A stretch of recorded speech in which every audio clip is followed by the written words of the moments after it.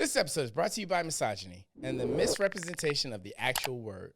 Misogyny is hatred for, contempt of, or prejudice towards women because they are women. Do I say misogynistic shit? Absolutely. I've been coined to saying women ain't shit from time to time. But is everything I say about women that they may disagree with misogyny? Absolutely not. Saying something like, I don't like women who twerk on TikTok isn't misogyny. Why not? Because I don't like men who twerk on TikTok. Saying I would never associate with a woman that does cocaine isn't misogyny. Because I prefer not to interact with people who dabble in hardcore drugs. Before you call something misogynistic, ask yourself, is he attacking me because I am a woman? Or would he have a problem with anyone else doing it? But I guess that requires you dumb bitches actually having some fucking logical reasoning before you actually let your feelings take control of your thought process. Now see, that is textbook misogynistic. Now let's start the episode.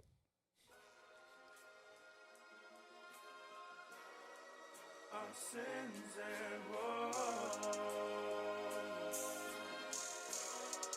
Our sins and woes. Our sins and woes. Welcome to episode 45.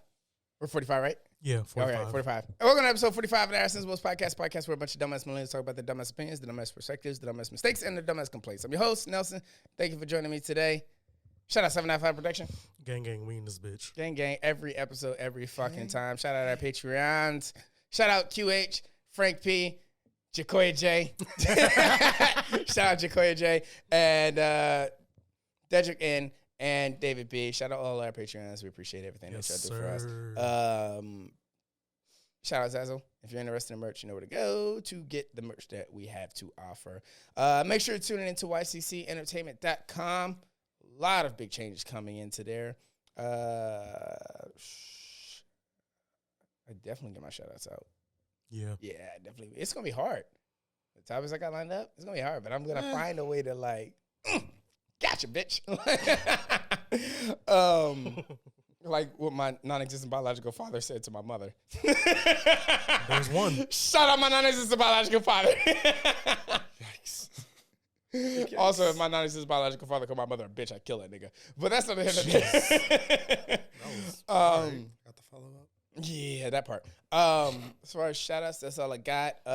Make sure if you're on YouTube, you like this episode, subscribe to the channel, hit the bell for notifications, and go into your settings on your phone and swipe over all notifications for Our Sins and Woes podcast. But keep in mind that on YouTube, we have now changed from youtube.com/Our Sins and Woes to youtube.com/YCC Entertainment. Huh. So if you're already subscribed, you haven't gone anywhere. Just the URL has changed. It's now youtube.com/YCC Entertainment. I like that. Yeah. Which means at some point, you might be getting just a little bit more than just Our Sins and Woes. Find out what the next episode of Our Sins and Woes. You niggas thought I was going to say Dragon Ball Z. I was gonna follow up with it. You didn't say it. But, so yeah, youtube.com/YCC Entertainment. Also, Patreon subscribers with this episode. The Patreon is now patreon.com/YCC Entertainment. No more. Patreon.com/Our Sins and Woes. It's now YCC Entertainment. Make sure you get in and look forward to everything that's coming because there's a lot of plus ups that's coming. Yeah. If you're a high tier Our Sins and Woes subscriber, you can now get in the mid tier and get all the same content. But if you're a high tier, or if you're a mid tier, you're now going to get a lot of the same content that the high tier was getting. But if you're a high tier, you're going to get all the content plus a lot more coming over the next month. Yeah. So keep on the eye for that. Like I said, just keep an eye on our yccentertainment.com. And you'll know everything that's about to come out starting with the first week of July. Because, we're actually on schedule. So, as far as shout-outs and other necessary news. Oh, shit. Surprise. Subscribe, bell for notifications. If you're on YouTube, make sure you leave a comment saying Eric needs to stop ranting about how people let him down on his production Instagram page and how he should do that on his personal Instagram page. So niggas need to get that PSA so they know I'm not fucking playing. Fuck that. Even if you're an only audio only listener, when the episode comes out on Thursday on YouTube, make sure you get in the comments and say, Eric, stop letting your feelings get the best of you. Nah, that's wasting my time. That's not feelings. That's wasting my time. I was out there for 4 hours. No one showed up. Fuck all of them. Wait. We'll get Eric's into doing it a free later. photo shoot. To promote my business, people signed up. I didn't hear anything from them. They didn't say, "Oh, hey, I'm running late." Hey, I'm doing this. I didn't hear anything from them until I posted what I posted. Then the people want to be like, "Oh, it's not even like that." Blah blah blah blah blah. I'm like, "Oh, so y'all niggas on my spine unless I say some negative shit." Bet. Eric, you can't get your feelings enveloped in your company, okay? Nigga, I I was never putting my talk life- about how I feel on the podcast. Nigga, I was putting my life on the line. It was high pollen outside. Nigga, it was high pollen yesterday. A nigga was dying. Like, Yeah, nah. that's true. I've seen them with low pollen. No bueno. Yeah. Have you seen Hitch? Imagine that times like 3. That's low pollen. So high pollen, he was probably like, I don't even know how he was going to take pictures to begin with. If you're still listening to this episode after Eric's rant, go in the comments and say, "Nah, Eric, I fuck with you. I just don't know how to commit to shit." So, women. Okay, got it. That was mad misogynistic. Yeah, Eh. that was pretty misogynistic. Yeah, I'd be I like would that say sometimes. more like black people, but be more accurate. Yikes! I say what I said. Let me go to introduce my guest. Holy fucking shit, I almost forgot to do that. J-Pat, back. What's this, your 5th time coming through? Yeah. Nigga. Yeah? Yeah. First episode, 10th episode, episode 13 and 14, something Yeah. like that. And then Yeah. episode 31. Yeah? Yeah, I'm at a handful, baby. Yeah. Grab one. Yeah, I can't bring you back to like we get to the 60s. Wait, what? Yeah. Oh well, we're booked out until is that at least like a 52. rule? So That's not I remember my contract. I don't remember that would be well there. If you appear in 5 episodes, you can't come back until 60. jokes on you. I don't trust niggas to sign their actual name in their contracts. So I don't bother. Because my signature has been a Yeah. winky emoji for the past decade. So I thought at one time it was a star. no, that was very, very, very beginning. Like I did a star for a little bit, and I was like, too many people can do a star very easily. So winky emoji is way more complicated. You actually signing your name with a Yes. star? Nigga, I seen it Why happen. did I miss this in our childhood? I had some wild theories on shit like that. But the first time I did it, I was like, let's see if this works. Bro, we were They at were fuck- like, Yeah, it's your signature. good day. I was Because like, the signature is for you to claim that you didn't sign that. Yeah. And them to pull up a record and say, Right. well, you normally sign like this. right, and a star. Like, you know what I'm saying? I can easily be like, what? Anybody can draw a star. I didn't sign that shit. nigga, we were Why at, would you let me get away with that shit? Like, it wasn't even a semblance of my name. Like, I haven't owned my card in 3 years. thank you. bro, we were at Laser Quest one day, right? And I saw him do this shit. I was like, huh? Wait, is this real? He's like, oh yeah, no, it's officially real. I'm like, Yeah. all So right. now you do a winky face. But Nah, like, I do did. you, is it a rolled into or do you like draw it out? No, it's, Like you cursive your winky face. no. Like, straight up. Because I do it sideways as if, like, it was from a text message. Yeah. Straight up says line, little swoop. Swoop. We good. We Gucci. We out here.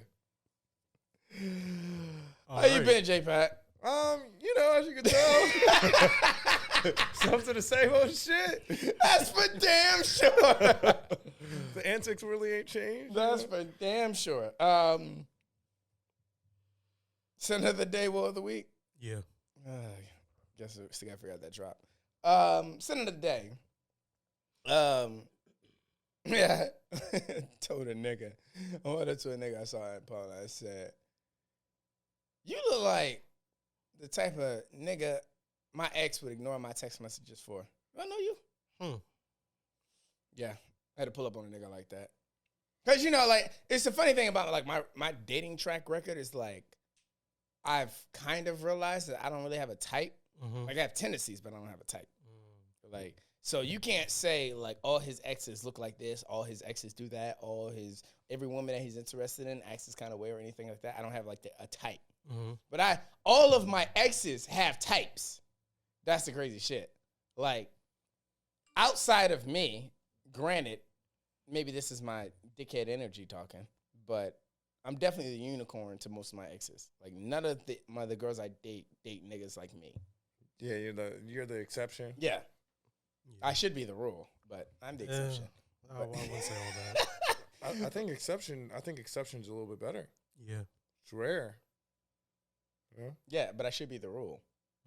Again, I'm the standard of which you would date. Um, Obviously, there's a reason that you dated me, because if I'm different than your normal go-to, there's something that, aroused you. I mean, Doug, but you're single, right? Right? Did I miss something? I'm just here for the fuck shit. Okay. All right, never mind. But yeah, no, because I looked at the nigga, it was like, because I can pinpoint, like, the type of niggas that all my exes date. Mm-hmm. So if I see, like, oh, you look like a trap nigga that never worked at, the only 9 to 5 you've ever worked is a minimum paying job. I got an X for you, kind of thing. Or like, oh, you look like a strong head, like, military Republican. I got an X for you. Or you look like a Guido. Oh. I got an X for you. Oh. Like, I can pinpoint, like, the type of guys that my exes like. But it's funny because I'm not like anything like any of the guys that my exes are naturally attracted to. See, I can't do that because I lay out a series of traps, so I know why they like me. You know what I'm saying? Like, aha, you must have fell for trap 43A, section C. Ha ha. So it's a little bit different. You only gave her 17B, 14A, and like 27G. And you're like, okay, that's it. Now see. the next app, or the next chick falls for 7Z and fucking 14 F, and then I'm like, 32C. okay, so that makes sense. But I don't think other niggas out here as sophisticated as me. So I figured I was the trap master. You know what I'm saying? So yeah, I'd be like, shit, is it him? You could be one. Has my ex talked to you? No? Okay. I'm still looking. I'm not sure yet. We're gonna nail it down here somewhere. There ain't nothing more embarrassing when you gotta walk up to a nigga and be like, yo, you know my ex? That's a wild conversation. Like, what I'd be wanting to do if this wasn't illegal, I would just walk up to walk up to niggas and be like, yo, you look like the type of nigga like that'll, keep me from buying Plan B for my ex. Yeah. And just show them like 7 different naked women and be like, which one would you pick? Wait, just to see if my theory is correct. That's illegal? Yeah, you can't show show naked. somebody naked pictures. Yeah, without their consent. Interesting. Yeah. So even if I've done it, I'm not going to say I've done it. Right. Because that would be illegal. So to the camera and even if I enjoyed the pictures, I'm still going to be like, oh my God, this man just flashed me pictures. I'm traumatized for the rest of my life. Yeah. I need money. I need money. So yeah, I would never keep a naked picture of my ex on my phone because that would be wrong to them. Also, shout out to my exes. And shout out to the fuckboys that are running back to. I mean, I wouldn't ever do a thing like that either. Shout out to the fuckboys that are running back into my exes and telling them that I have naked pictures of them on my phone. Yes, that'd be wrong. Damn. But I don't keep them anyway because I like the track record of being on social media. So the girls that I've dated, you can find on social media. You can see them on social media. Naked? No. I don't keep naked pictures of women. I don't keep pictures of my exes in my phone. Oh, okay. But I keep extra shit. Like you might catch a blowjob or 2 videos in my phone. Yeah. But like I would never keep a still image of a woman. Oh, okay. naked. Okay. Oh, yeah, I get what you're saying. Nah, niggas don't do that. They keep like Unless like else. a social media smut bucket, like DM me a naked picture, then I would definitely keep that on my phone. Also, shout out Brittany Renner. Jesus. Oh, she's dropping naked. 3 for 3. To you? I did not say that. Oh, it was just the timing. That would be child pornography. It was, huh? She has a baby. She's pregnant. Oh, okay. Okay. She's pregnant, so I'm pretty sure if like a pregnant is that not child No, child pornography? It's not. No, about It's not. the transitive property. That's 100% accurate. You know what I'm saying? Yeah, no. I feel like if you're pregnant and you make a porno, that's child pornography. Oh, 100%. Well, some of these bitches need to go to jail then. That's 100% because there's a whole category for that. Yeah. a whole category for. Just catch pregnant. Did I catch it? I mean, I think so. I was gonna give you those props anyways because we live. You know what I'm saying? As long as they come back, it looked like I was right, but Right. you just took away the moment. Thanks. Well, it's all on camera now, so fuck it. So yeah, that's my sin of the day. I had to walk up to a nigga and check him and make sure he wasn't keeping me from pile driving my exes. Jesus. Not that I pile drive my exes, because that would be toxic. So, Woe of the Week. That's toxic. What? Okay, no, I'm just learning a lot today. That's all. No, just keep going. Going back to your exes is toxic as fuck. Oh, not the pile driving in particular. Oh, no, not the pile drive. If I pile drive my bitch, then that's not toxic. Okay. Yeah, it's the exes part that makes it toxic. Like I said, just learning. You know, we'll make sure my notes is accurate by the end of the All right. This is a great start. Woe of the Week. I've said many a times I do hate ghost texters and how they're gonna get fuckboy energy. But I feel like I'm better at it now. I feel like I'm managing them better. And I think that's because now I gotten to the point where like I expected energy so much where I give you fuckboy energy because you ghost my texts is reactionary. Yeah. At this point now I need to set a stationary expectation response. So if you ghost my texts, I shrug my shoulders and I'm like, cool. Like, I forgot that I even texted you. That's why I don't save numbers on my phone anymore. That's the main reason, because I talked about Z on the Patreon exclusive. Tune into episode 42, Patreon exclusive, through our Patreon, patreon.com/YCC Entertainment. When I was talking about how I don't save numbers in my phone anymore, because I know that most of the girls that I collect their number from, I'm just going to send them a text and then, not save their number, so that way I don't really have a reason to go back to it. When I'm going through my contacts, I'm looking for people to text because I'm bored. You don't come up. Right. Because I've taken all attention away from you after I sent that initial invite.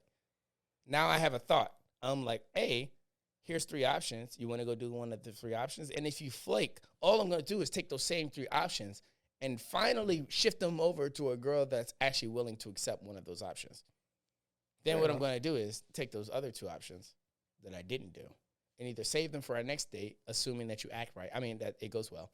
And use those same options another time. That's not misogynistic, because I'm sure he would have the same response if he dated guys, too. Facts. Yeah. And that's, yes. Yeah, I got you. Call back. Got you. You know what I'm saying? Good call back. I be linking shit up together. But, I just saved those for our next date. I'm just like, okay, I gave you 3 options the first time. You took one of them. Okay, so now I have 2 options left. If you turn out as 3 options, I'm just going to use them on the next girl. And if she takes that one option and the date doesn't go well, I'm not going to take the 3rd one to the option that I took you to. Right. I'm just going to lead up with the 2 options I have left over. So that's what's pre-thought in my head. So I get less reactive if a woman ghosts my text. I'm not saying it happens commonly. I just don't have a lot of energy. So if it takes you 2 days, what pissed me off about that? I think we talked about it with Zeke when I was like, oh no, I didn't. I don't even think I'll talk about this shit. When I get text message or when you don't text because you're going through some shit, and I would think that the common courtesy would be that, hey, I'm going through something. Can't talk now. Not gonna be able to talk for a couple of days. Yeah. Hey, I'm going through it. I'm trying to figure out life. Whatever the fucking everyday excuse you females make about how you're making new month, new me bullshit. Because I swear, I've seen the same woman say, I'm working on myself since 2017. I mean, that's a smokescreen. Obviously. That's a smokescreen. I know, but I'm saying, at a certain point, you need to be like, hey, I'm just not interested, or hey, I can't talk now. Or when you can't respond to your text messages, I assume that you're dead. You know what? It's funny because I feel like the society we live in as a whole, we are very reluctant to tell people no, we don't want to hurt each other's feelings. But at the same time, we don't really care about each other's feelings. And see, that's what pisses me off because you're right. That's exactly it. I don't want to directly, but that's a problem on the speaker. I'm not going to say something to hurt your feelings. So what I'm going to do is the subliminal shit that I know will hurt your feelings, but then I don't feel bad because I'm not directly saying it to you. Well, it's because they don't have to deal with the repercussions, the conversation. the conflict. Yeah, because it's uncomfortable. It's awkward having the conversation. So by just not responding at all, you get out of the awkward conversation. Mm-hmm. They don't want to. But now, if you're actually dead, I'm probably talking shit about you to my homeboys. Saying, yo, this bitch, like, I knew she wasn't worth shit from the first time I met her. And you rolling over in your fucking grave, but who the fuck do I know? Because all of the other people that I'm interested in, that's how I kept that anti-misogynistic. All the other people that I'm interested in are doing it, like, now they're getting the same energy because I made a basis of, 1, 2, 3, 4, and 5. Right. That makes sense. So, but I'm better at handling it now. I don't react to, like, I'm not going to give you a fuckboy. If I see you at the bar, what's up? Hey, how you doing? Mm-hmm. I'm not buying you a drink, but I'm going to say hi. Because I got tired of, like, trying to be a dick by being a fuckboy to the point where I'm buying all your friends' drinks and not you. So you're better than me because I wouldn't say hi. Oh, no, I don't say, like, all energy is. I wouldn't say hi, but if I knew your friends, I would say hi to your friends and buy all your friends shot, and I would look at you while your friends took shots with me, and I didn't buy you one. Is that where you're at now, or is that where you moved from? That's where I'm at now. Okay. I mean, I support both, so it doesn't really matter either way. You know what I'm saying? Support both. So that's my woe of the week. Better energy when I'm ghost testing, but I still hate ghost texters. Fuck, I had a list of things for you too, but I lost my train of thought. The fuckboy thing. So I feel like, I'm sorry, I'm in a bag right now, so I'm just going to get it out. You're good. The fuckboy thing, because I don't feel like I've ever elaborated on like why I'm a fuckboy or why I say I'm a fuckboy. Yeah. But then I also argue that I'm not a fuckboy. I'm just a fuckboy to the standard of what other people consider a fuckboy. Mm-hmm. Because I think that the way the culture works right now is if you say something and I disagree, you're a fuckboy. Yeah. And I'm like, okay, by your standard, sure. I guess if that's what you wanted to change the original basis as to what a fuckboy is, then cool. Change definitions because that's what you fucking Generation Z and you dumbass millennials do. But when I hear fuckboy, when a woman tells me he's a fuckboy, that sounds like to me, you're the type of guy that you will be in a situation in which you will not emotionally invest to your standard. Mm-hmm. Like, when a girl says that guy's a fuckboy, I would hope that she means this guy is in a relationship with me and he does not invest any love towards me to his standard. That's the one thing that women have fucked up. He doesn't date you off your standard of how he should emotionally invest. He dates his standard of how he should emotionally invest. Right. Now, you can set expectations, women. You can set expectations, say, I want to be treated like this. But you can't tell another nigga you're supposed to love like this. Right. That's his standard of how to emotionally invest. Mm-hmm. So I'm never in a relationship where I'm not emotionally invested. In the moment I feel like I can't emotionally invest in this, I'm usually out of it. That's how some women end up with babies that they don't want. Oh, wow. Yeah. You know there was a stretch? Nah. It was just so dark. Yeah, but it was super dark. You must be a DC comic character. that's what that is. That is Zack Snyder cat. Nah, from the Marvel universe.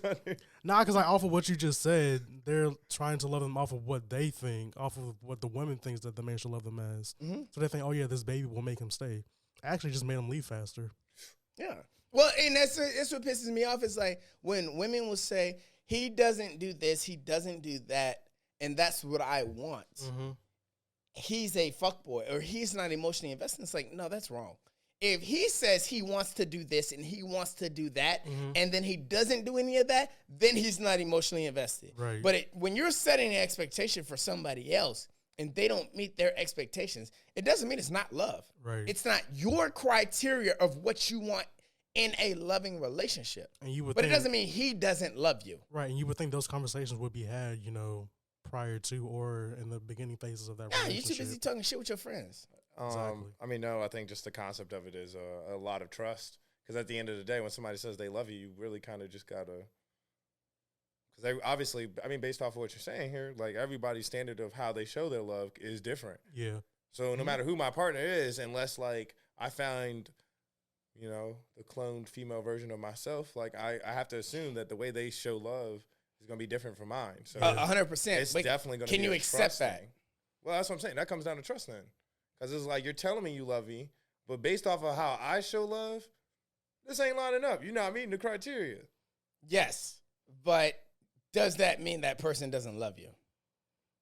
I feel like that's where the trust part comes into play. Oh, you're trusting that they love you because they're going off their standard of how they show love. Yes. And bro, even friendships are like that too. Facts. I don't expect, like, there are some friends that I'm going to dog the fuck out every chance I get. Mm-hmm.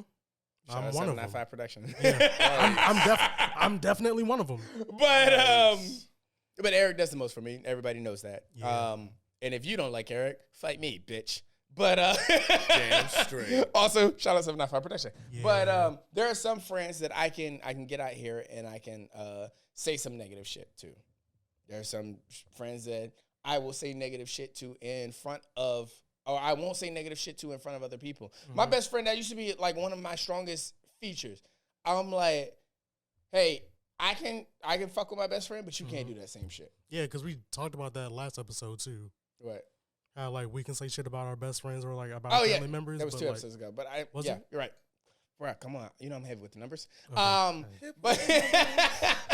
But yeah, no, there's like, you're not in this circle. So Right. you can't say shit. That was yeah, with you're Seuss. right. You're right. But yeah, exactly. Like if you're like, there is some lines you can't cross. You Mhm. don't get to dog out my friends, and even if you see me dog out my friends, you don't get to do that in front of me. I'm Right. going to step. I had a conversation. I had just met some ladies at the bar a couple of weeks ago, and they got into some argument with some other people at the bar, and I got cool with them that night.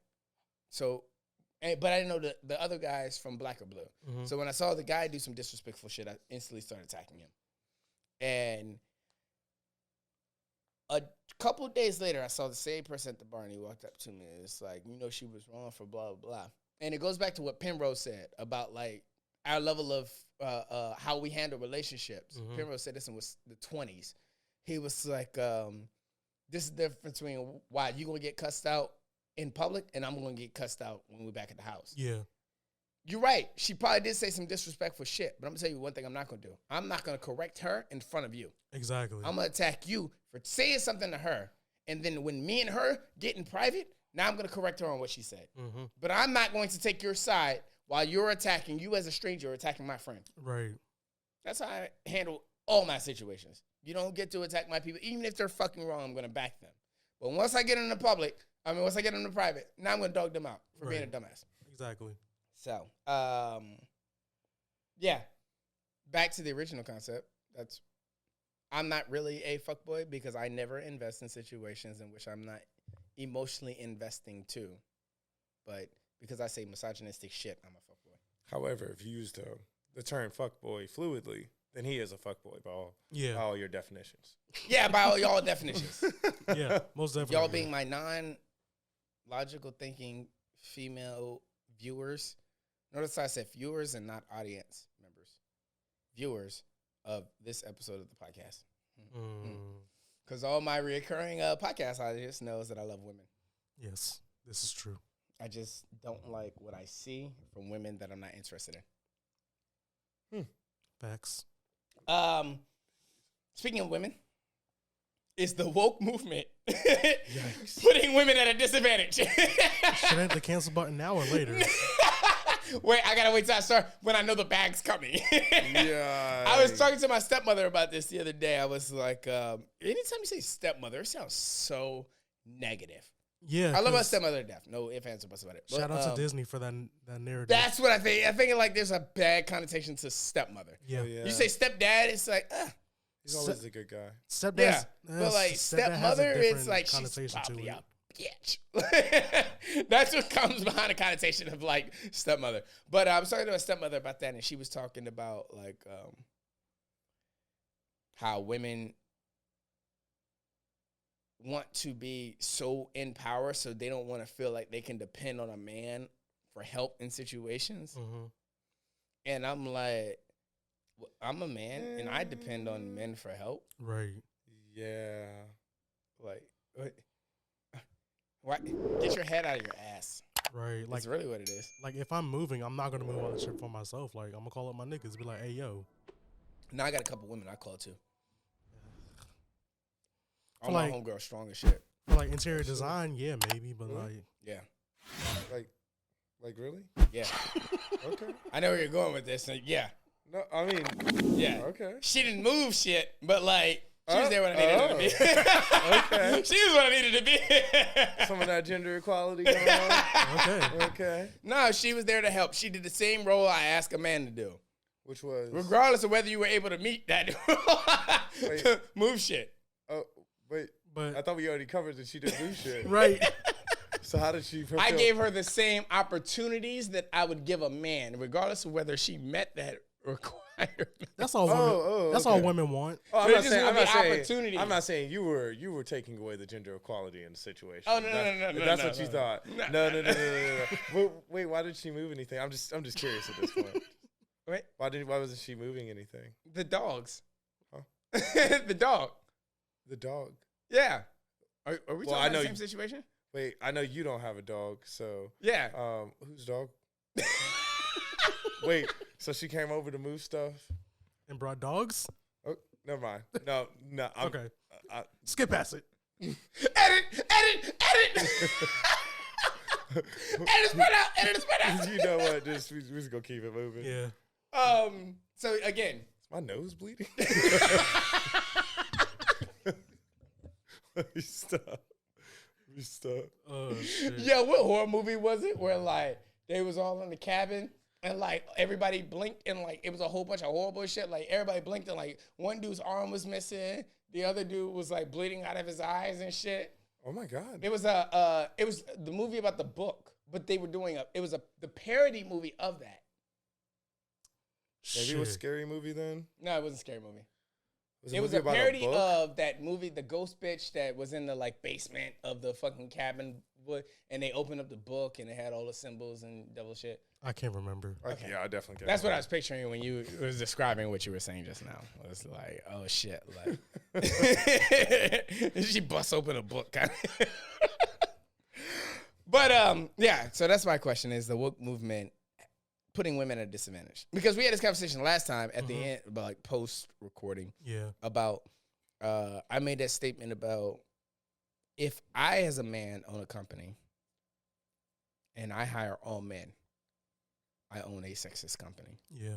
But if you, as a woman, own a company and you hire all women employees, you are empowering. Either way, it's a terrible decision, but I mean, Yeah, that doesn't really make much sense. That double standard. That's kind of crazy. But you know, the woke movement thrives off of double standards. Does it really? yes.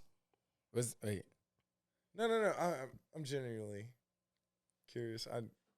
I wouldn't say it. No. yes, They do. No, it's all about equality. And no. You would The think. woke movement thrives off the double standards. I made this argument in episode 30. Or I made this episode on episode 30, but I also made the argument in episode 36. Yeah.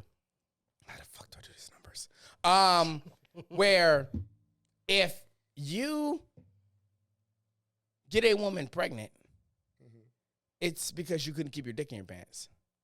But if a woman gets pregnant and she decides that if you're a man and you get a woman pregnant and you vouch for the Plan B or you vouch for the abortion or you vouch for anything like that, the argument against you is, well, you couldn't should have keep kept your dick in your pants. right. But if a woman gets pregnant, then it's because, you know,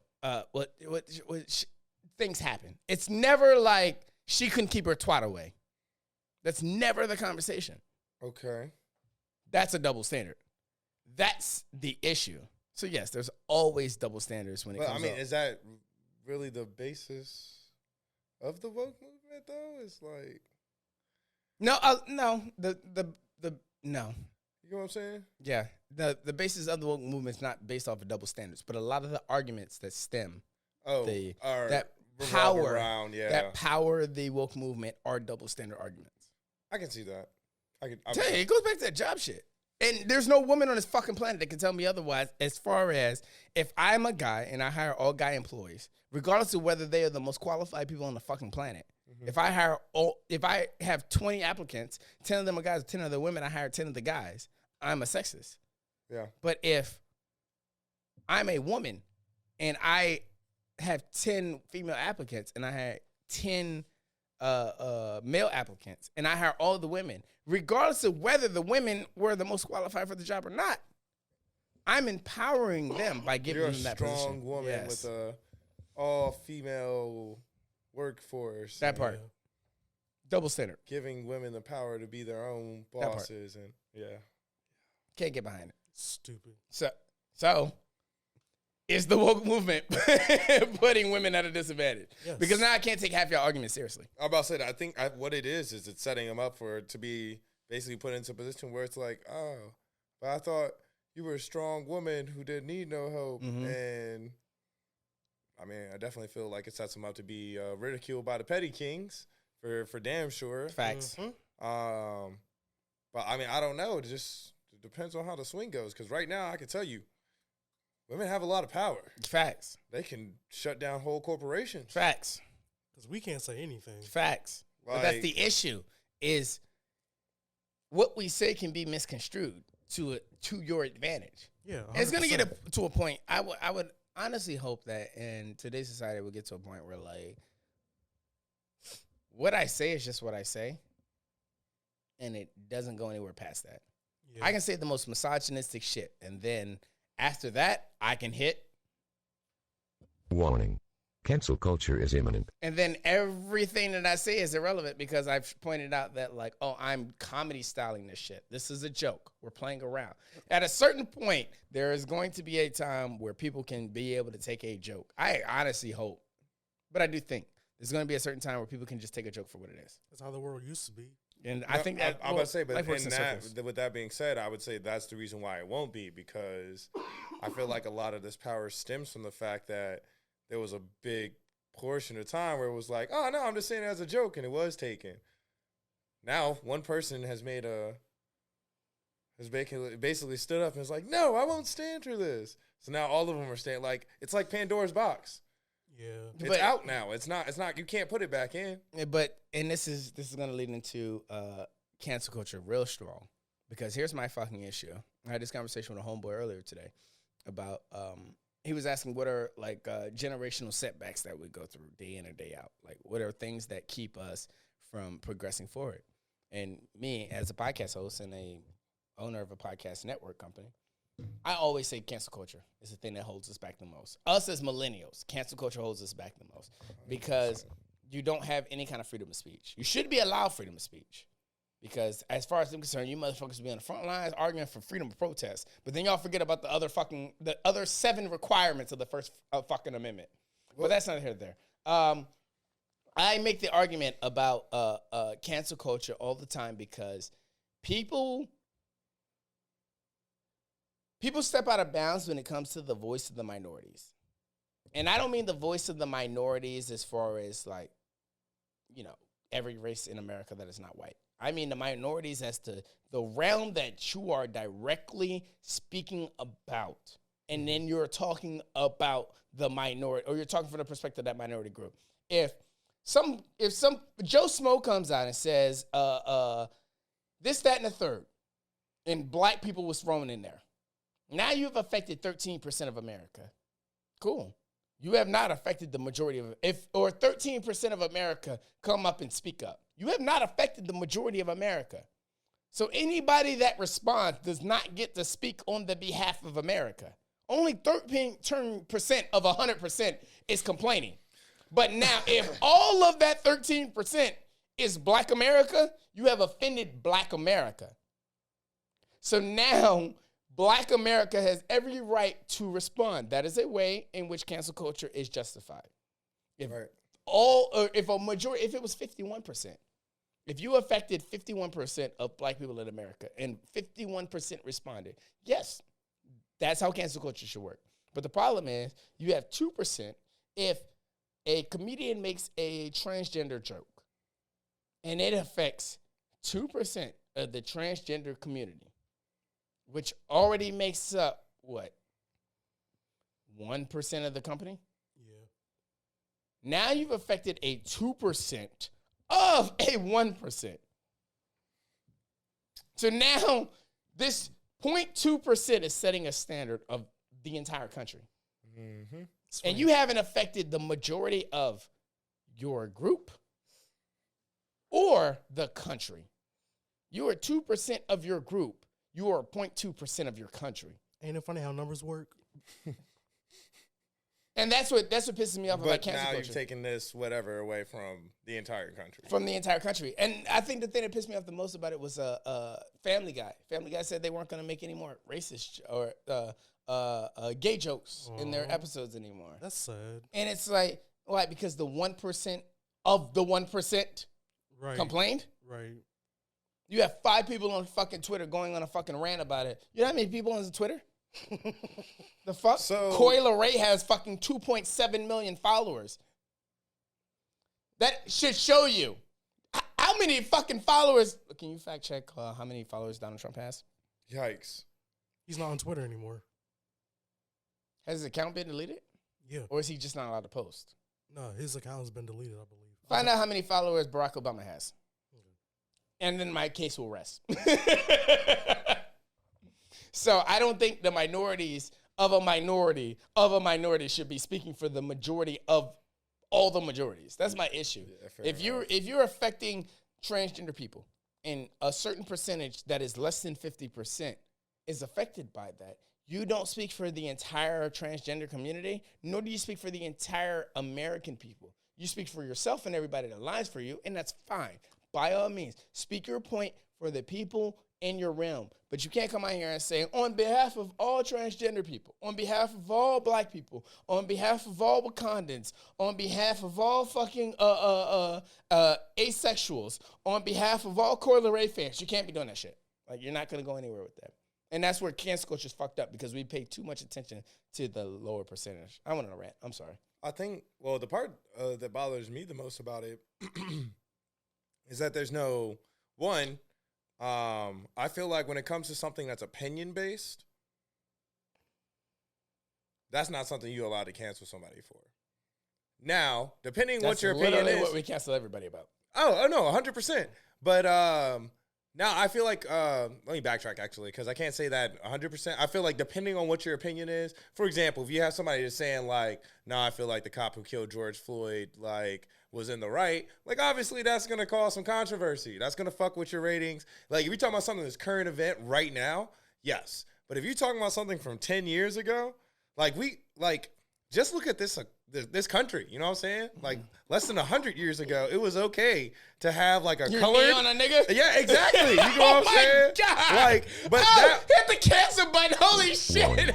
Cancel culture is Oh, imminent. my God. But, yeah, you're right. 10 years ago, it was okay to have your knee on a nigga. like that was almost like a social norm, you know what I'm saying? So, like, you can't... If somebody says something that's, like, overly misogynistic, but it's from 10 years ago... Like when, you know, overly misogynistic shit was happening left and right, apparently. Like, niggas just wasn't talking about it like that. How are we going to cancel somebody for doing something that at the time was accepted? That's it. Yeah.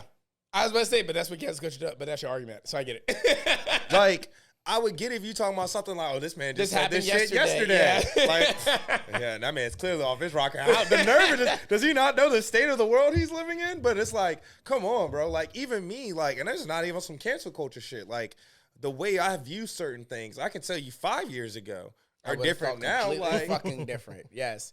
So how can you not, Cook like, just my because this ramen, person's a bitch. celebrity doesn't mean that he's not a human being and he ceases to be a human. Like, his opinion can definitely shift. 10 years ago, I would have said, cook my ramen, bitch. Now I'm like, yo, you want me to cook us some ramen, bitch? So, yeah, you're right. 10 years ago, 10 years ago, the energy was different. I thought you were swinging more towards the, like, cook my ramen, bitch, please. No. There's no please involved. I'm not at that point. But, like, I'll at least offer to cook us ramen. Says it 2030 yet? Nah. Because regardless, I'm That's cooking when me please ramen. It's a comes. matter of if you want the same shit. Am I getting 10-piece nuggets or 20-piece nuggets? You thought? So considerate. So I concerned. care. I love my ladies.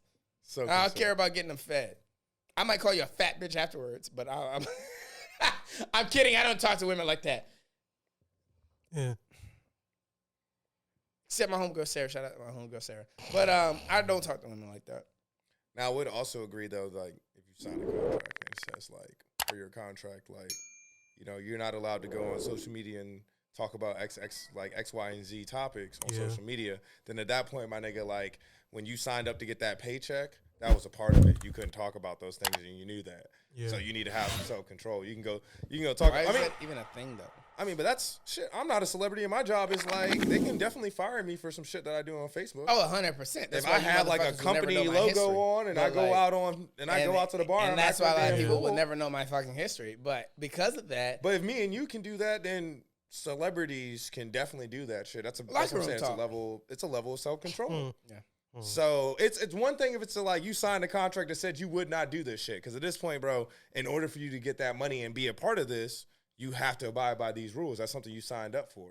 If you didn't want to do that, just be like, nah, I'm not going to do that unless shit. And if they say no, then, I mean, you got to choose to take that L or whatever it is to you. Yeah. But Also- on some shit like, all right, so, bro, like, we were looking at the numbers and a lot of people came back. And since you said this shit back in 2013, you know what I'm saying? Like I haven't grown We got as to a let human you being. go.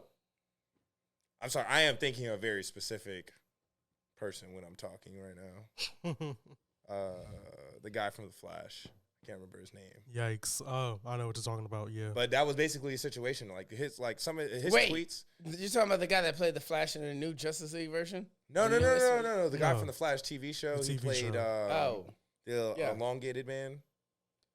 Wait, what? Okay, I'm listening.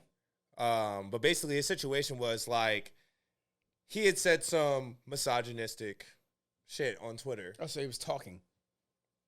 Yeah. I mean, granted, some of the shit was like, it was happens. some out of pocket It shit, happens. you know It what I'm saying? happens. But it was 2013, I think the most recent one that he said. Oh, the year of misogyny. Yeah. Wow. Thank you. I rest my case. But you get what I'm saying now, like, Yes, right? because at that Like, time, at the time- you could say bitches ain't shit but hoes and tricks, and even the women were in the club dancing to that shit. Look Yeah. at Now you gotta everything be out here. else. Now you gotta get on Wild 'N Out and be like, yo, the Wild 'N Out girls are the most self-respecting women of all time and shit like that. Just to get some gut. And here's the crazy thing. He came out and even like, he was like, I apologize. Like, I used to say things just to get attention. But that doesn't blah, matter blah, because you blah. can never take that moment This, back. that, and the third. You can never take that moment back from the women that felt that way a week ago. Right. And I get that. Oh, I'm I don't, being but I sarcastic get as it. fuck. Yeah, I was like, I get it, but I don't. Okay. But like that was his situation. I think the most recent text was like, or tweet was like 2016. But still at the time, you know what I'm saying? We talking about 2021, bro. That's still 5 years ago. Yeah. Like, you don't think he could have evolved, like, mentally? You don't think maybe he's changed as a man just in light of everything that's going on? Right. Like, just with COVID alone, look how many people's lives have changed dramatically. Like, Yeah. nobody's living the same lifestyle they were before. Exactly. Well, some people act like this shit never really happened. So I mean, you're right. Shout out to Atlanta. them niggas. Shout out to Texas. Yeah. Nah, but I mean, Texas somewhat closed down. Atlanta never closed. Nah, yeah. No, they closed, but it was like, you know, when like everything kind of like reopened, everybody was like, whoa, the numbers just spiked back up. Close it all back down. Atlanta was like, nah. Nah. We gonna keep it rocking. Exactly. But see, you say that, but then with Texas, I'm not looking at, this is where the majority comes in. Yeah. I'm looking at what the people are saying, regardless of whether the person that is the highest power in all the land says, because I would assume most of the time, and for everybody that's about to attract me, what about Donald Trump? All right, that's what I'm talking about. I would assume that for the majority of situations that the person that is considered the most power in all the lands would have the most common sense about that area. You would think so. I would think so. So when it came to Texas and the governors and, you know, all of the politicians were saying, hey, we should shut this country down. But you just have some of the most strong-willed people in all of Texas saying, fuck that. That's what I look at with Texas. Man, with Atlanta, it was different. Everybody in Atlanta was like, nah, fuck the shit. We immune. And that's when That's natural we niggas. that's when But- natural selection comes into play. Is it Yikes. natural selection though, or is it They're I mean, not- that might be a different theory. We're not really on that topic right now. But I'm just saying, like, They're naturally selecting to risk their lives out there. So I mean, go ahead. Not wear a mask. but are they naturally selected? I know people that moved to Atlanta during the Atlanta turn up COVID. That's season. natural selection. That's natural selection. If you move into Atlanta, that's completely different. That's natural selection. That's like if you see a building Anybody on that's fire. listening to this episode right now and you understand on some inside shit why that's hilarious, shout out to you. That's Nigga. hilarious. Yo. I didn't know we were laughing at the same thing. Yeah, we're having the same thing. I mean, I'm just saying, like, if you see a whole bunch of people running at you, screaming and shit, you start running in the direction they running from. Like, yeah, that's natural Bruce selection. Wayne. Yeah. Wait, huh? You're Bruce Wayne. I mean, well, Yeah. but, you know, he's the epitome of like he doesn't apply. He's the anomaly in the natural selection whole bit. Bro, but there's a whole theory about that too. Like, how you gonna be a billionaire and you can't? And he's in control of everything. So I feel like he funded all these damn. Yeah, All you his got, enemies. you got all these mob bosses. Yeah, you're the richest man in Gotham. Like, where the Right. fuck? How you making all this money? Yeah. If everything's corrupt, that's not Bruh. going over there. Richmond ain't shit, but you know when they get that easy pass shit, there's gonna be one guy making his money the good way, and everybody else is making their money the trash way. Gentrification Yes, gonna come in strong. for that part. So, I mean, there's always someone for somebody to make money the right way. I mean, yes and no. No, Bruce. I mean, well, okay, never mind. I get what you're saying. Yeah. I mean, technically, you said the same thing about Tony Stark, right? They were making money off of the government, but then Yeah. They just make money in the middle of New York. yeah. Like Stark Tower is literally in the middle of fucking New York And City. no one had a problem about it. Like, how do you not like Worry about have break-ins? have a petition to be like, no, we don't want this big ass tower right here that has Stark all over it. Shit, fuck all that. Fucking Yeah, up the but- property value. That's what I'm again, saying. yeah. Hey, you ever wonder if niggas think about property values when it comes to like creating this content? And niggas actually have homes, yeah. Nah, now I don't know about the rest of you niggas, and we're gonna come back to what you want to talk about. But when you think about like I played the Amazing Spider-Man game, right? Mm-hmm. And here's my issue with this game is like you get to go through the city, you got to get a picture of every monolithic Oh yeah. place in all of New York City. Oh, yeah. Huh. So you're taking a picture of Luke Cage's bar. You're taking a picture of Jessica Jones's Detective agency. yeah, or her alias, agency alias, or whatever the fuck it's called. You're taking a place of the Wakanda Embassy, the Stark Tower, or the Avengers Tower in that game. Like you're taking a place of all these important places, and you're kind of like, okay, with this being said, like there's a lot of fucking superheroes, worldly superheroes that have like big spots. Like we all know who Luke Cage is Yeah. because the nigga goes by his first and last name as a superhero. Right.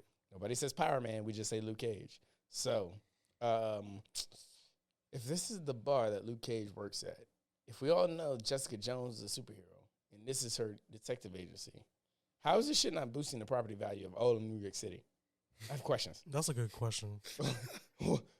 Why does New York Move City? on into the safest apartment building in the land. Right. How does this fucking city not look like Beverly Hills at this point? Because it's still New York at the end of the day. It doesn't fucking property It still value doesn't is, make any sense. Property Yeah, but- value is a standpoint here. Niggas gonna nigga wherever they go. No, because like okay, and I would argue, It's I a would give you that. I would give you that because that would make sense if Luke Cage said, "I'm going to put a bar in New York City because I can never find the price is going to be cheaper." Fair enough. I'll give you that. If he's like, "I got this bar because it's the cheapest location I could find," but at a certain point, if The you've value been of it Power would Man naturally- yeah. for fucking 20 years, I expect the property value of your damn bar to increase, thus increasing the property value of everything else around you. Yeah. That's why when you put a new house next to an old falling apart house, That shit goes up automatically. exactly, and then the new house gets mad because you bring down the property value.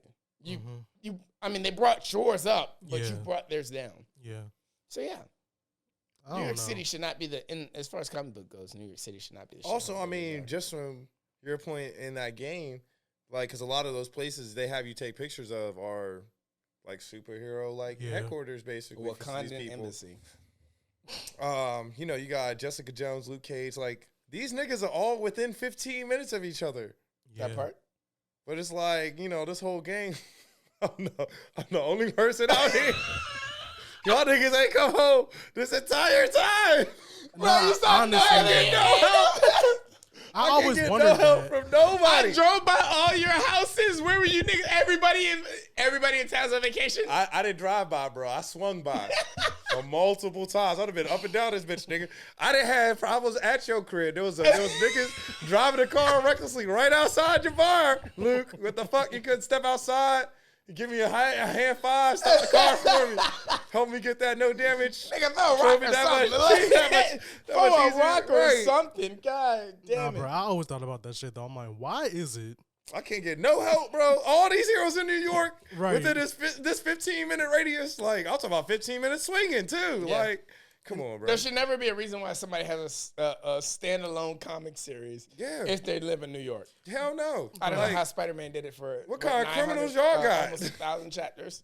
No, don't get me wrong. Like, the super criminals make sense, but as far as like regular, everyday bank robbers, them niggas should have hung it up. They'd be like, shit, not New York. I There's can too literally- many- I'm at a You bank go that's a anywhere. block away from Jessica Jones' fucking Right. detective building. Nah, bro, not even the freaking super villains, because there's so many freaking superheroes in New York alone. Fair enough.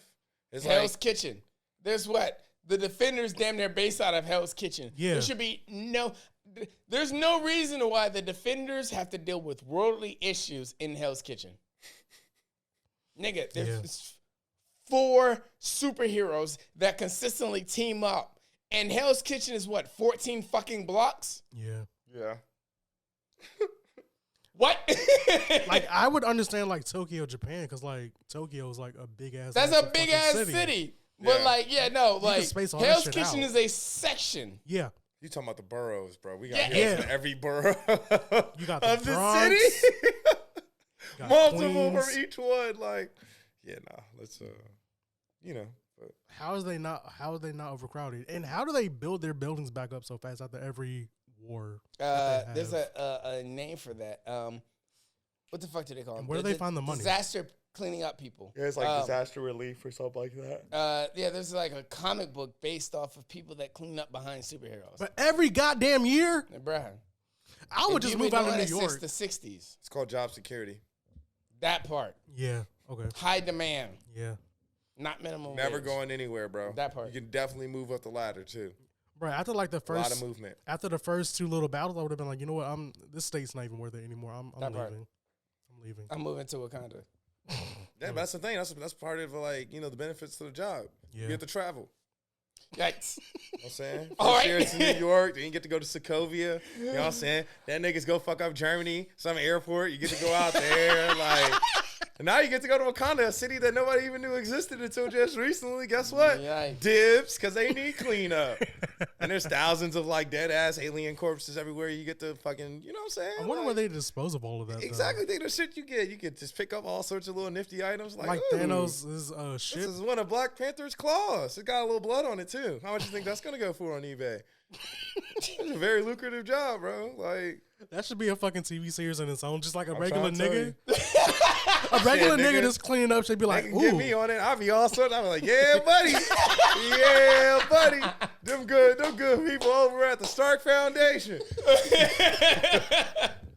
This is where Iron Man fell 30 stories. Yikes. I done picked up the seen all the glass. spots. I got autographs Right. from the heroes. Yo, could you imagine they started making like every spot that a superhero got punched through, like a memorial spot? Like, Spider-Man died here in chapter 162. Nigga, that's Wait, all of New York. He's got 800 chapters out. Yeah, but this was special is 162. But also here, across the street, he died in 324. 3 steps over, he died right here. Right? Nigga, that's all of New York. New York is a A grave memorial? yeah, pretty much, essentially. And right here's where Green Goblin threw a bomb and killed approximately 12 people. I want a picture.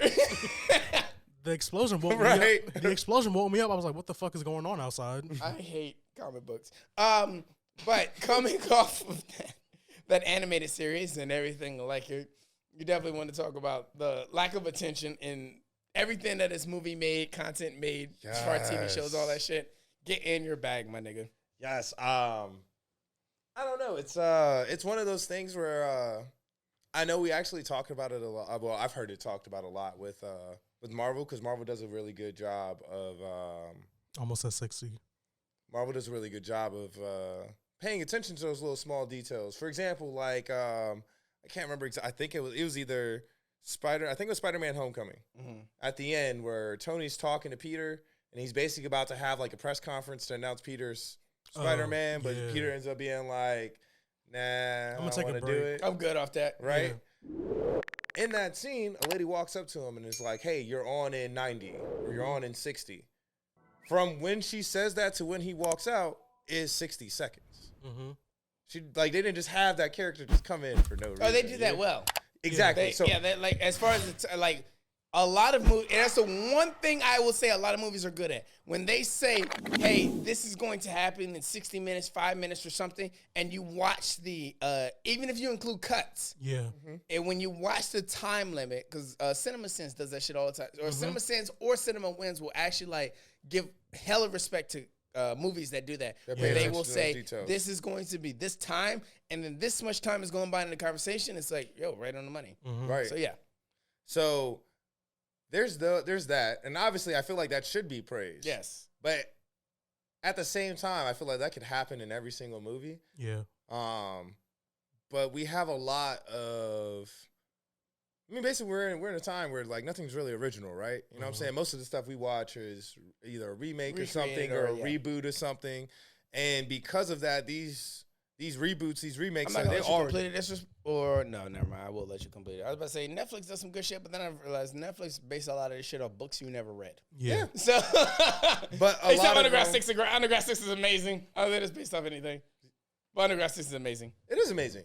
But also, that's one of those things where, like, honestly, thinking back to it, though, to the Nothing point, original. huh? Nothing original in that movie. But it's not my I guess my smoke isn't really for the originality piece of it. It's the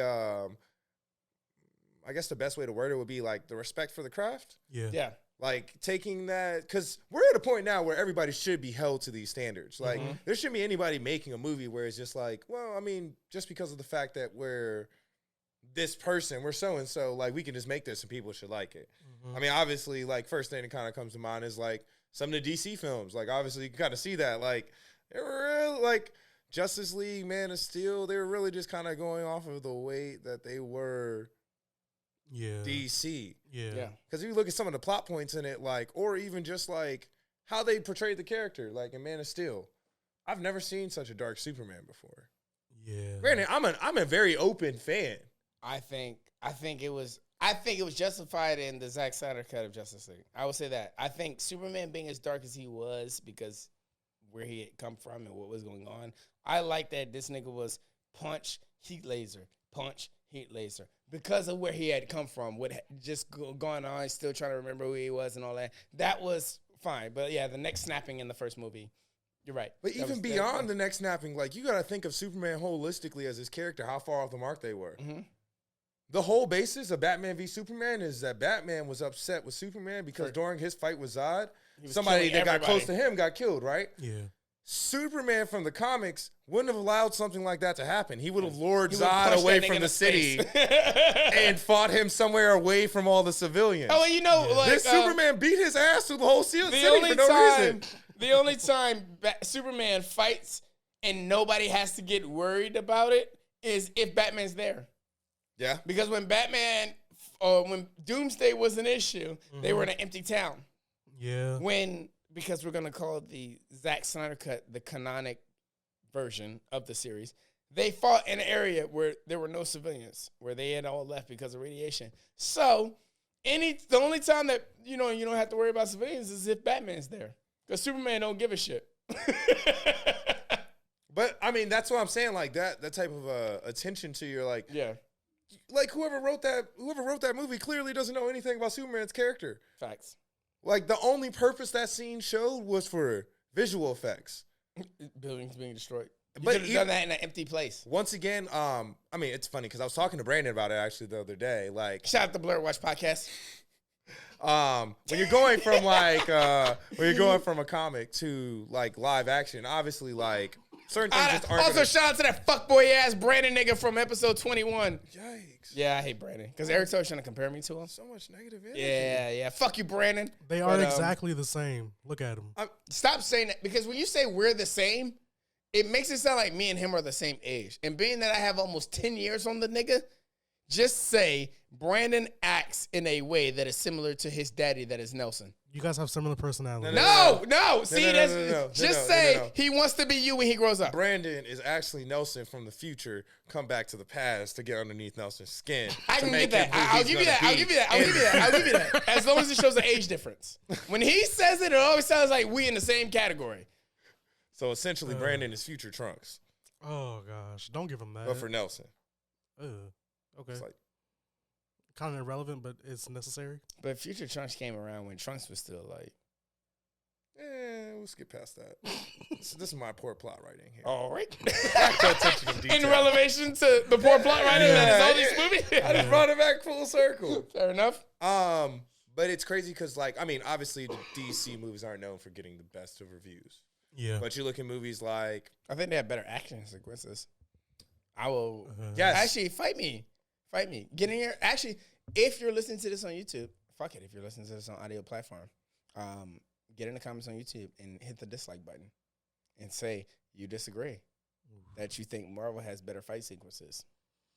I disagree. I think DC has the better fight sequences. yeah, Man because of DC Steel, goes all out. Wonder Woman, Batman versus Superman, and the Zack Snyder cut, which I consider the canonic version of the Justice League. So all of haven't those seen it. have better fight sequences than most of what a higher percentage, because that's how percentages work, a higher percentage of Marvel movies.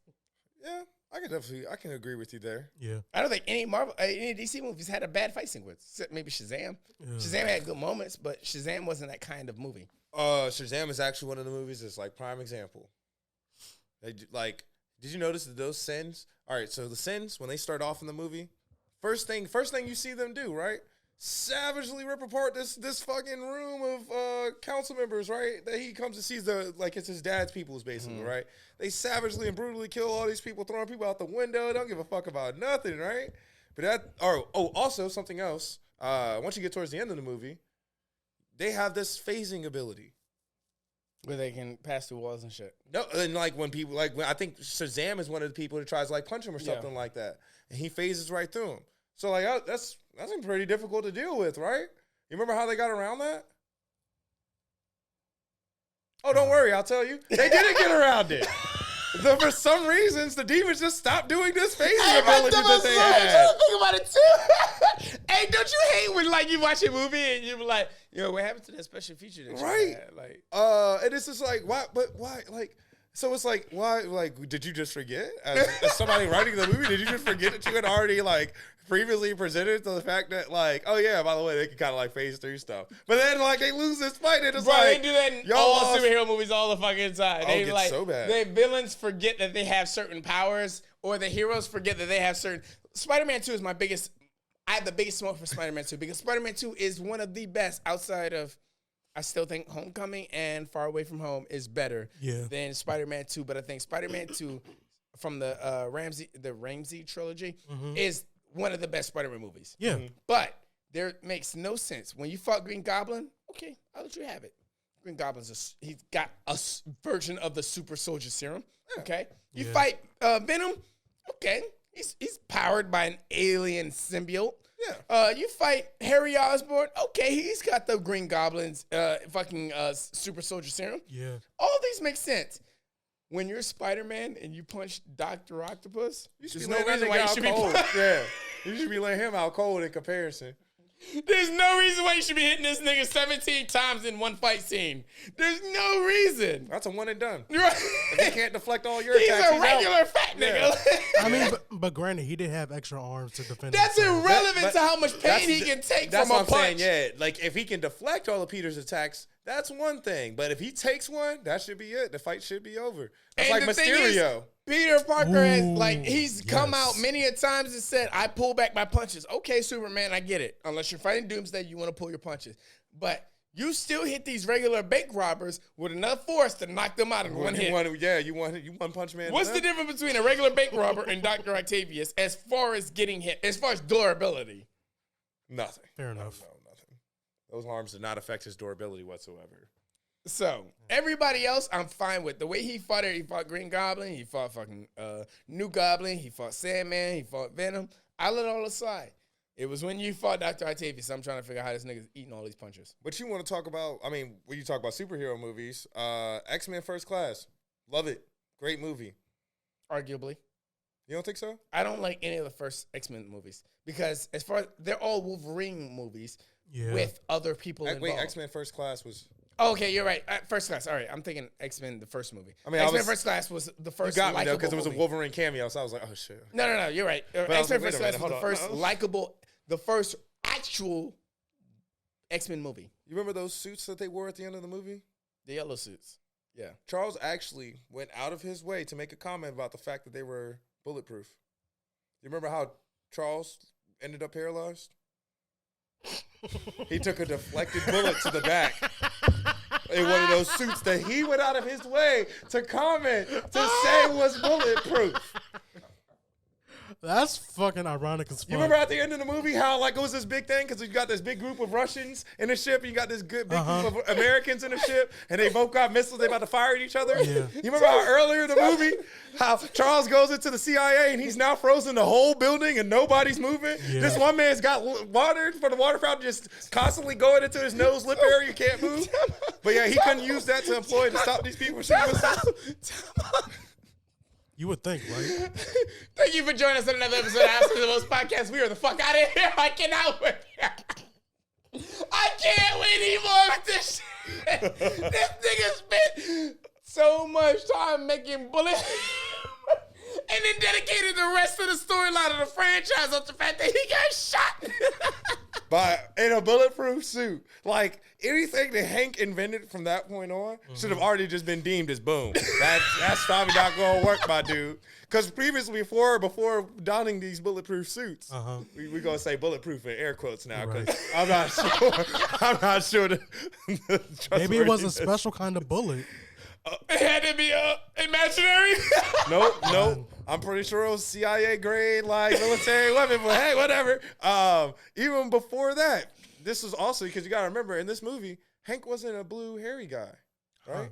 I didn't see it, so. Okay. So when they introduced Hank Pym, who's like the Beast from X-Men, right? I know who he is. He's not hairy in blue. Why? Because at the time when he's introduced in First Class, the only part of his mutation is his feet are mutated. Right? Oh, okay. For the Beast. Right. Yeah. And I don't know if you remember this, but he was looking for a cure so he could hide his mutation a little bit more easily. Just wear the same shoes that Eric wears on every I mean, episode. you know what I'm saying? fuck yourself. He needed an actual cure. He needed, I don't know. I guess he was having a hard time with shoes. Who knows? You know, he had been wearing shoes. If that nigga would wear the same boat shoes that fucking Eric wears, he would never have to worry about creating a. All right, go ahead. But it's like, you know what I'm saying? They give you this character, and it's like his whole purpose of existing, basically, has been to find this cure to help him out with concealing his mutation. Yeah. That's already, you know, whenever the invention of shoes came out is when the method of concealing his mutation was invented. But that's neither here nor there.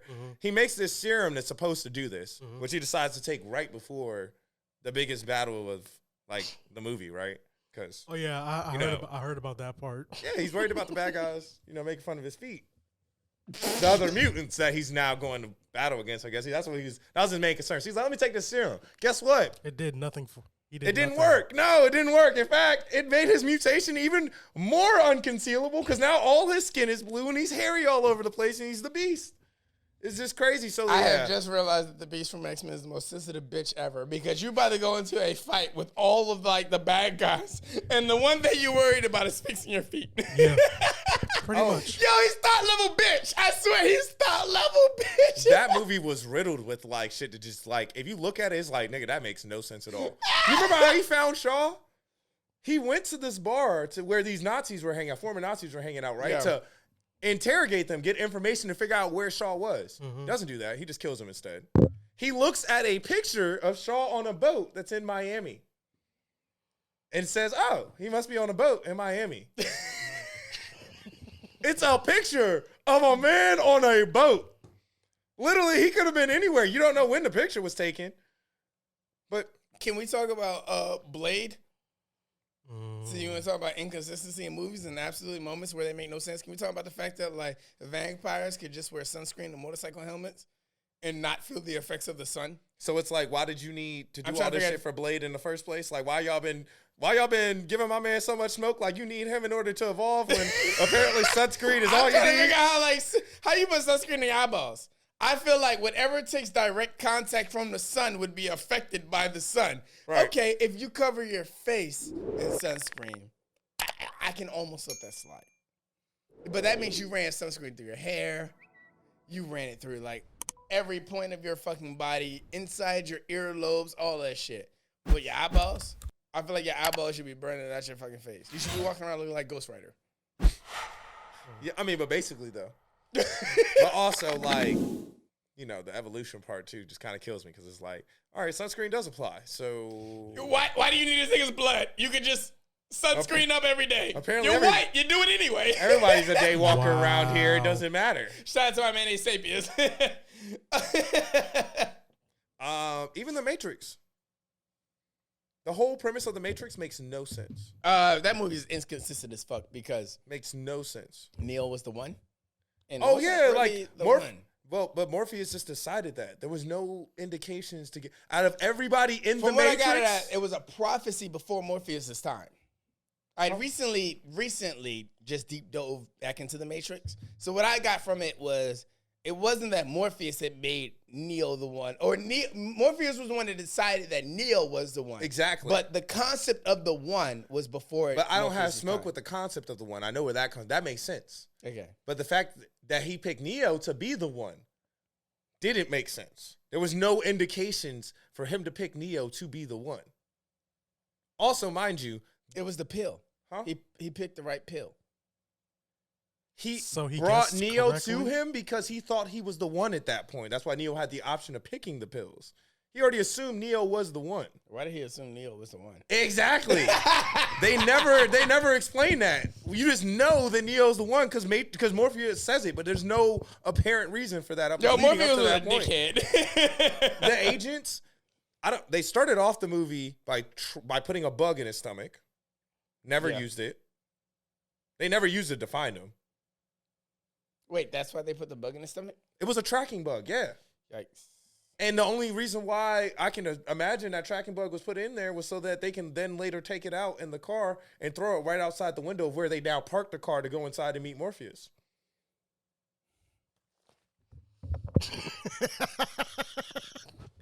And he's out of here. Oh, wait, it gets worse. When they're leading up to this, right? When they're leading up to this, they're like, hey, you called us on a tap phone. So meet us here instead. It's a tap phone. And you just told him where to meet on the tap phone. You just don't think the bad guys are just the people who tap the phone aren't just listening in. You don't to think meet the you top there? phone was tapped? But hey, guess what? They're not there. They're not there waiting, even though they have this tap phone. They just tap the phone just for shits and gigs. Like, oh crap, they're meeting here. You think we should do something about it? Nah, let them meet. That's the worst that could happen. It's not like you're gonna bring down the whole system. Yeah, movie's saying because this is And you know, it's funny. We ain't gonna talk about like all the retcons that have happened because when I think retcon, I automatically go back to superhero movies. Every fucking time I go back to superhero movies, like the bump between 8 years and 10 years after Spider-Man: Homecoming. Mm-hmm. Oh, there was so much controversy of that. Instead of just saying, "Hey, we fucked up," like now you're trying to change all the time because you know that's what we're tracking as viewers, as fans of your franchise. Yeah. We're tracking time spans, or shit, Fast Furious. Yeah, let's not start on that. How many Shit. people died and didn't X-Men, die? the X-Men First Class? Hold on. Bro, that X-Men First Class starts in what, the 60s? Mm-hmm. Yeah. By the time 80s Dark happened in the Phoenix? next movie. Yeah, by the time the end of it where Dark Phoenix comes out, that's in the 90s. Jean Grey's character looked exactly the same in the 80s when they fought in Apocalypse as she did in the 90s in Dark Phoenix. Hmm. All of those characters that you see on repeat, they've all aged Yeah. from the 60s up, Yeah. for the most part. Because it was the first space mission where they had to go save that shuttle in the beginning of the Dark Phoenix, right? Mm-hmm. Yeah.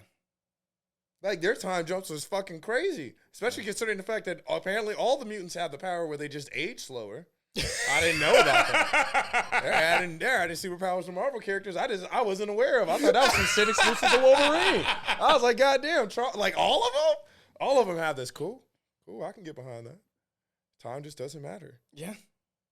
And then magically, Professor X just got old as fuck. Oh, you killed me with the Fast 9. That's the Fast and Furious series. Granted, the movie has made a ginormous turn. I don't care what nobody Yeah. says. Now, But I can Fast see and where Furious they made 2 that was turn, my though. favorite movie up until Fast 5 came out. Yeah. Because that bank scene is amazing. Yeah. Or the safe scene is amazing. But I loved Fast 2 because it's comical. It had dope cars. It had great racing scenes. It was the last one that had great racing scenes. Mhm. Yes. And Ejectocito cuss. Ejectocito, cuz. It's a staple mark. But the retcon in that fucking franchise is ridiculous. Oh, Like, yeah. okay, Tokyo Drift was or Fast and Furious 4 and leading into 5 was a prequel. All right, I'll let you have that. That Yeah. happens. People do prequels. That's why there's a term for that. But now you're telling me that Han was around in episode 4. He was around in movie 4. And he was around in movie 5 and died leading up to 6. Mhm. And now we're at movie 9, and this nigga has not been dead the whole time. You went out of your way to explain that this nigga died. Like, you showed him die in 3. You showed him in 4. You showed him in 5. You showed him die in 5 to 6. I can't remember which was 6. Did he? Because Jason Statham, Was in 7 yes. because he came back in 8 to help out. So, yeah, he was in 8. So, he killed him at the beginning of 7. Well, the end of 6, technically. That's when they show it. Because that's like the kind of cliffhanger to let you know there's going to be another one was they show Jason Statham. Oh, and the doing end the credits, the whole post-credit Hans- scene. Yeah, yeah, yeah. they do So that. 6 leading into 7. That's what it was. So now you spent the time showing that he's dead, but you showed him die in 3. So all right, cool. You got all this backing. You showed him die in 3, and now you show how he died or how he was intentionally killed in 6. And now 9 comes up, and you're about to give me a backstory as to how he didn't fucking die. Yo, I get it. You want names in your fucking movies. Yeah. Cool. Stop bullshitting all the bullshit just to get the fucking views. Yeah. Yeah. Like, I look forward to seeing how No Way Home plays, Ooh. the new Spider-Man movie, because it's supposed to be Andrew Garfield and Tobey Maguire. I look forward to seeing how it plays, but like, I'm getting don't give me Green Goblin. You killed him through nuts. Yeah. Like, they literally took the Goblin glider and drove it into his nuts. Don't bring me Dr. Octopus. You drowned the nigga. Yeah. I think the it's gonna be an nuclear Into the sun. Spider-Verse thing. Say what? That's what I'm getting from it. I'm getting Into the Spider-Verse vibes from it. And I'm fine with that. But don't bring me the villains that you killed off. Because we're in a yeah, I know, right? That's asking for too much. I like Civil War. They didn't kill Zemo. I like what's another Marvel movie where they didn't kill the fucking Attention to main villain? detail. I mean, at the end of the day, that's what you can sum it up to. They do have the attention to detail. But if you kill your villains, you don't have to kill all your villains. Sometimes you can just lock them up. Like, you have the raft. You've made that a pivotal point in the storyline where you can throw that around everywhere. You've mentioned in Netflix. You mentioned in the movies. You mentioned in the Disney Plus TV shows. You have the raft, fucking use it. That's what the comic book's been doing since the beginning of fucking time. They're tired of fucking Dr. Octavius breaking out of jail because you keep putting a nigga in jail. But guess what? More plot line, more story. Now, you don't have to write kind of shit. Yeah. But stop killing your villains. How many movies did we go where you just kept killing the villains? See, but that actually goes back to the thing I was mentioning about earlier, where it's like when you're going from a comic to real life, there's certain things that won't translate because of the level of believability. Like, you know what I'm saying? When you're reading a comic, it doesn't matter. Like, it's almost the expectation when you pick up a comic book, like the fact that Spider-Man's villain that he caught 3 comics ago is now out and free again somehow. That doesn't matter to you. Yeah. It's a comic book. Like, that's you go into that. But when you're talking about watching a movie, you talk about watching a movie, especially when you're talking about like something that's going to be multiple movies. You're not about to tell me this man just got free, and now I have to watch some more movie I'm about how 100% he's. going to tell you that man just got free. If you make an origin story, if Dr. Octavius did not die at the end, if he stopped the sun because he wanted to turn good, And Spider-Man webbed him up. And he ended up being arrested and sent to jail at the end of Spider-Man 2. Right. And then in Spider-Man 3, he was the introductory villain. He was the main plot point. I would assume, he broke out of jail. He was locked up in the last movie. He broke out of jail this time. Spider-Man has to rearrest him. At that point, your villain has become a reoccurring issue. But that's all he is just a reoccurring issue. He's not your main plot device.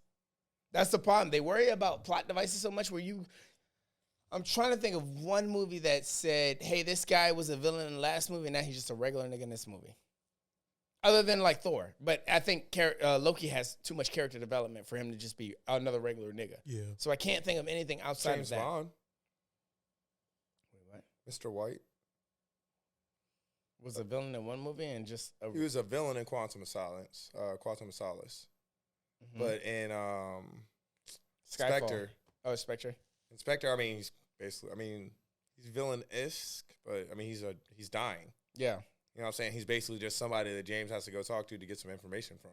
And that leads him to the female of the movie. But, like, even if you think about, like, Zemo, he was a villain in Civil War, and then all you did was lock him up.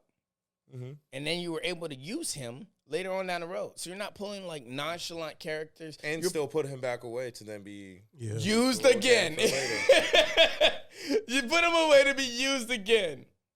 Yeah. Exactly. That's how comic books work. This is my thing about, like, fuck Crystal Dynamics, if I haven't said that enough. I don't think I've ever said it on this podcast, but I'm definitely saying it right now. Nope. And that's because you need to understand that villains are meant to be used again. And when you, I lost my train of thought how I pulled off that Crystal Dynamics, so I'm sure I can get back to it. When you take Baron Zemo, you lock him up, you put him away, now you can pull content from him later. Mm-hmm. And you're like, oh, this guy isn't dead. We don't have to do no bullshit reason as to why he's coming back. He was locked up.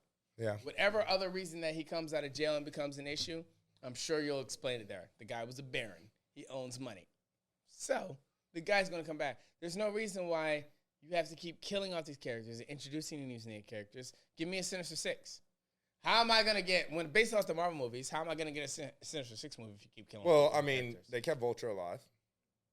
They made Mysterio a mantle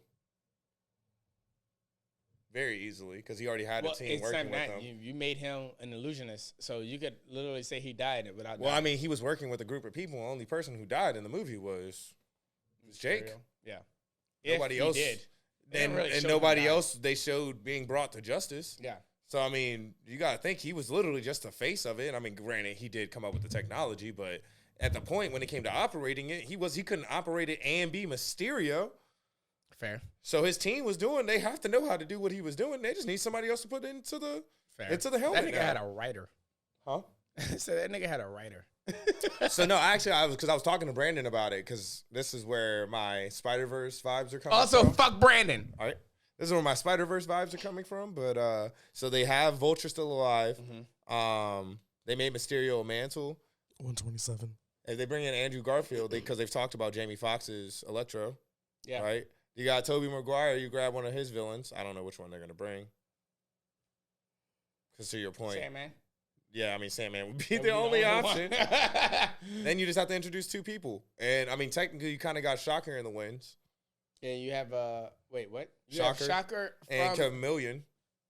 Okay, so based off of the history, you have... Oh, just based off the fucking Tom Holland, who is arguably the greatest Peter Parker Spider-Man combination. Okay. Yeah. Get that. Combination. I think Tobey Maguire played a great Spider-Man. I Yeah. think Andrew Garfield... Played I a don't good think Peter I don't Parker. think Andrew Garfield is a fucking Spider-Man. He was a better Peter Parker than... I don't think he was Andrew too cool to be Garfield? Peter Parker. Yeah, no, he was definitely too too cool. cool to be He was a Peter. punk rock kid. But he was good. He was a good Spider-Man. I don't think he was a good Spider-Man because if you think about the motivation behind, that's what pisses me off about a lot of these superhero movies. Is like you need to remember what the motivation stems from. Like Peter Parker was going around trying to kill the man. Like he was hunting these niggas. He wasn't trying to be a hero. Yeah. He was going around like he donned the Spider-Man costume just for him to go around and find the person that like killed his uncle. As opposed to like the Tobey Maguire and the original backstory behind the comic books is I look for the person and then I don the superhero. He became the superhero so he could be the vigilante. Yeah. So that's the only reason I hate the Amazing Spider-Man. But I also hate it because he was a horrible Peter Parker because he was too cool to be Peter Parker. Yeah. I like Tobey Maguire's Spider-Man a little bit more than Andrew Garfield because his jokes were cheesier, and that's what I expect. You remember Peter Parker's the type of nigga that pulled out a rollout of knock-knock joke or your mama jokes towards the Kingpin in the middle of a fight. Right, true that. Nothing but respect you'll get from me. But real talk. Yeah. That's comedy. Yeah. But fuck, where was it going after that? What were we talking about? Oh, you might be right. Maybe COVID does fuck up your train of thought. Yikes. I told you. He said a dumb shit earlier. He No, said it's COVID makes you forget. He said the after effects of COVID makes you forget what you were thinking. It gives you it makes you like forget shit. Like you're in a fucking fog. Like you're in the middle of doing something, then you're like, what? No, was I he's doing? 100% right. Thank Use you. that at work now. Scientific study. This nigga said he's absolutely right. We use that at work now. But it's an actual legit thing. It's though. an actual legit excuse. No, seriously, it's an actual legit thing. And if it's not, that's your fault for not making it. Yeah, I can't make it into work For not today. normalizing it. My knee is under a police officer's. I mean, my neck is under a police officer's neck. Jesus. That's what I get out of that. Fuck, cancel button. Shit. Warning. Cancel culture is imminent. I'm making a point here. I'm Too not attacking that. soon. Also, no, it's not because it's coming out a month after we're recording it. So we have time. Yeah. But that's He what I'm was saying. confirmed Like, guilty, right? yeah, he was found guilty. Yeah. That's what I'm saying. At the time that we're recording this, he was just recently found guilty. And then someone was shot right At after. the time that this episode drops, y'all have forgotten about this nigga because y'all are in the time of the moment Stop. and you're just chasing the fucking social media algorithms. Stop. Also, does anybody remember who DMX was? Because I do. Jesus. You don't. Stop. Yo. Sorry, that's a shot. That's not a shot at my audience members because y'all know I don't play that shit. That's a shot at anybody that stumbles across this fucking video and says DMX was the greatest person, the greatest icon ever, but now Okay, you Kendrick can't- Lamar is dead, and like he was the greatest person to ever touch God's good earth.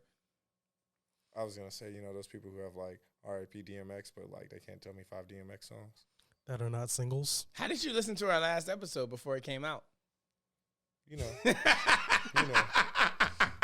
At the time of which we're recording this. But we'll get into that smoke after this episode because we already got to smoke on the podcast. But God, we got to close the fucking episode. We're way over time. Plug of the week? Yeah. Fuck, I forgot we had a fucking plug of the week. And it's a fire plug. It is. Oh yeah, it definitely is a Fire plug. See, my niggas know what's up. Fire plug. Fucking shit. Episode 45 plug of the week. Shout out to Patagonist for this dope ass fucking track called Relax. Oh, okay. No, I wasn't this dope ass track kidding. called I was just lowering the This nigga's fader. moving around. Eric's a big nigga. So when Eric moves fast, I panic. You should panic more often than I do. I just don't say much. Good. Because I move fast all the time. I be chilling. Pause. Nah, that's gay on you for thinking that way. Shout out to Patagonist for this dope ass track called Castro. Dope ass fire track. When I say this song is fucking dumb stupid. Yeah. I mean that in the most respectful manner, but this song is dumb stupid.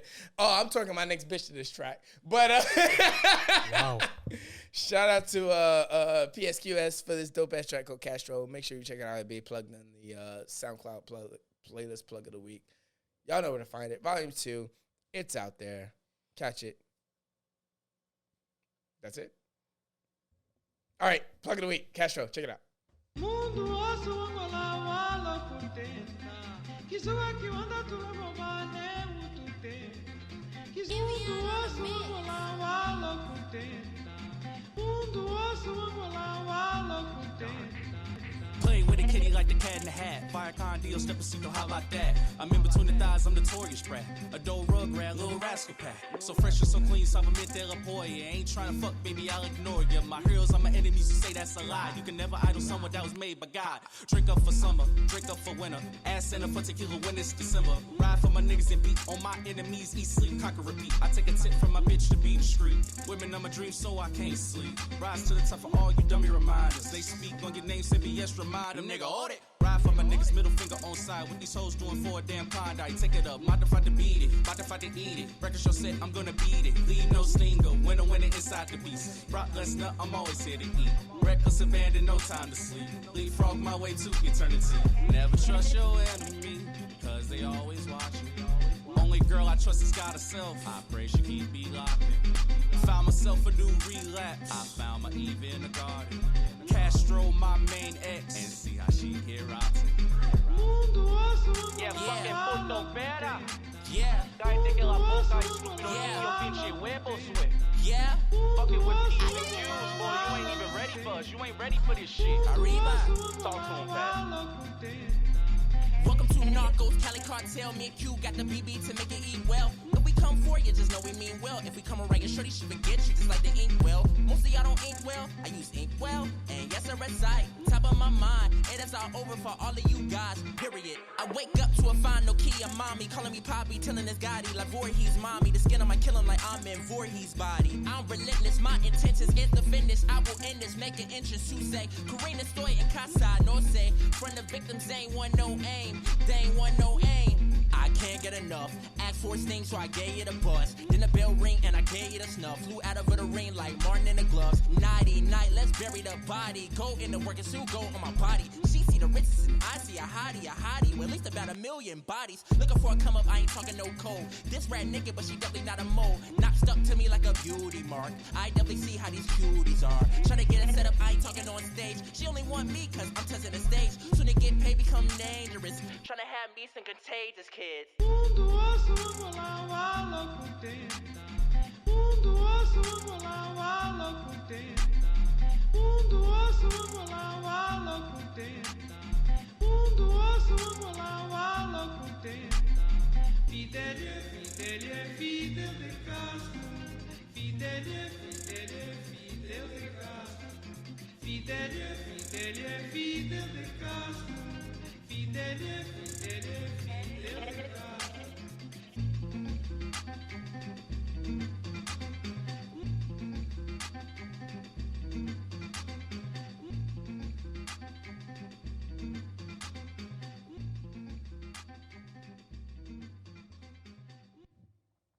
Dope ass track by QNS.